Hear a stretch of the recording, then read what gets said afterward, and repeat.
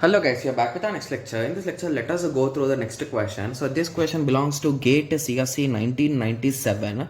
Okay, so the question is an n-bit carry look ahead adder where n, okay, so where n is a multiple of 4 employs ICS 74181 4-bit ALU. So that's an important thing. 4-bit ALU and 74182 4-bit carry look ahead generator.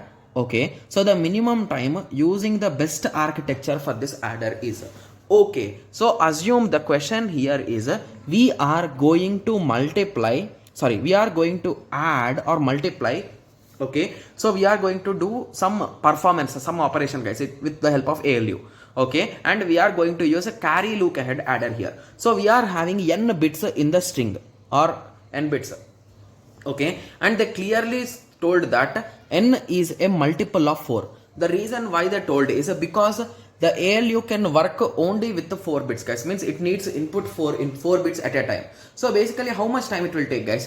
If there are 400 bits, okay, it will take 100 seconds, assume in seconds, okay, 100 units of time or else, okay, yes. Similarly, if it is having 4 bits, it will take 1 second.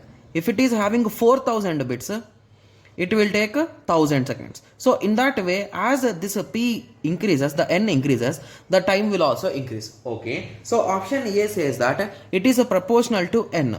Okay, I think it's obviously correct. The second option says that it is proportional to log n. Is that true? I think it's not true guys, because when we do log of 4000, the value will be really less guys. So that is the reason why I think this option is not correct.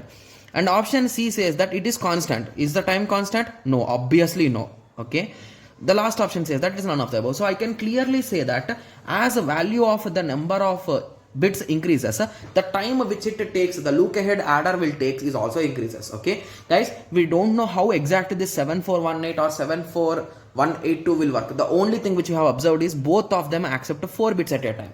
Okay, and each 4 bits will take some time, right, to calculate, even though it is a look ahead adder, but it will take some constant time, right? Yes, so that is the reason why I took here 1 unit of time for 4. So with that understanding, we can clearly say that as number n increases, the time will also increase. Okay, yes. So now I hope everyone got a clear idea with respect to this question. So in the next lecture, let us continue with the next question. Thank you. Thanks for watching. Like, share and subscribe for more awesome videos like this. Thank you.